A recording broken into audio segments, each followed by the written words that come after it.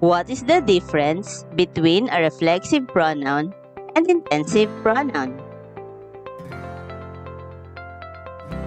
Reflexive pronouns are special kinds of pronouns that refer to a certain subject within a sentence.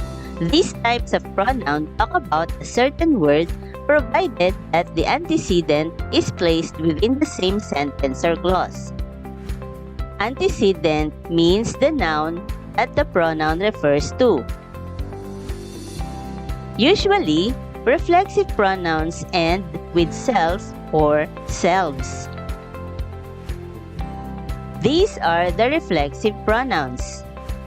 Singular reflexive pronouns: myself, yourself, herself, himself, itself. Plural reflexive pronouns: ourselves, yourselves, themselves. The reflexive pronouns have different uses. First, it is used as the direct object. Direct object means receiver of the action.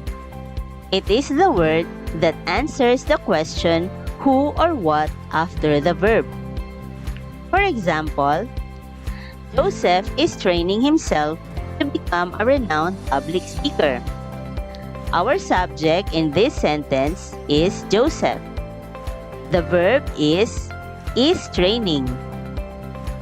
What is the direct object of the verb is training?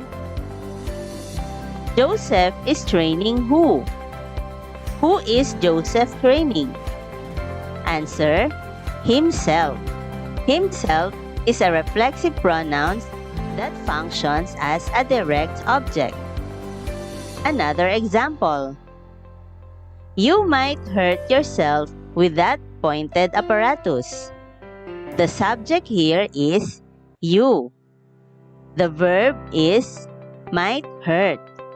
What is the receiver of the verb might hurt? Answer: yourself. Yourself is the reflexive pronoun that functions as the direct object. The reflexive pronouns also functions as indirect object. When the pronoun recognizes to whom or for whom the action of the verb is accomplished, that is called indirect object. For example, the Reyes sisters bought themselves something to munch. Our subject here is Reyes sisters or sisters. What did the Reyes sisters buy? Answer: something to munch. For whom? Answer: themselves. Themselves is the pronoun that is used as an indirect object.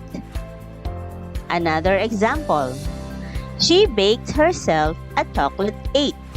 The subject in this sentence is she. The verb is baked. What did she bake? Answer: a chocolate cake. For whom? For herself. So, the word herself is the reflexive pronoun that functions as an indirect object. Reflexive pronouns are also used as object of the preposition. A preposition is a word used to link nouns, pronouns, or phrases to other words within a sentence. A reflexive pronoun is an object of a preposition if it is inside a prepositional phrase. For example, they have to see the problem for themselves. The prepositional phrase in this sentence is for themselves. Themselves is the object of the preposition for. Tina prepared dinner by herself. The prepositional phrase in this sentence is by herself. Herself is the reflexive pronoun that is used as the object of the preposition by. Now, let us discuss intensive pronoun. Intensive pronoun is used to give emphasis to the subject or antecedent of the sentence. Again, antecedent is the noun or the naming word that the pronoun modifies. For example, Manila itself is the main contributor in Philippine economy. Itself is the intensive pronoun that is used to emphasize the word Manila. Another example, she fixed her motorbike herself. Herself is the intensive pronoun that is used to modify she. We can also say this sentence as, she herself fixed her motorbike. Let us now have this activity. Complete the sentences with the correct reflexive or intensive pronoun. Then, identify the pronoun whether it is reflexive or intensive. Number 1. Did you blank make the cake? Answer, yourself. Did you yourself make the cake? Yourself is intensive pronoun because it emphasizes the subject you. Number 2. Participants push blank to the limits. What is the correct pronoun to be used? Themselves.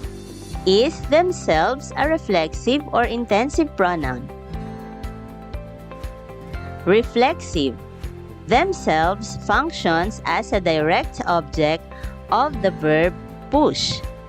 Number 3. Make sure to remind blank of the things you do. What is the correct pronoun? Yourself. Is yourself a reflexive or intensive pronoun? Reflexive. Yourself is a reflexive pronoun. Number 4. She thought to blank while she was in the library. What is the correct pronoun? Herself. Is herself a reflexive or intensive pronoun? Reflexive. Herself is used as an object of the preposition to. Number 5. We saw blank in the mirror. What is the correct pronoun? Ourselves. Is ourselves a reflexive or intensive pronoun? Reflexive. The pronoun ourselves functions as the direct object of the verb saw.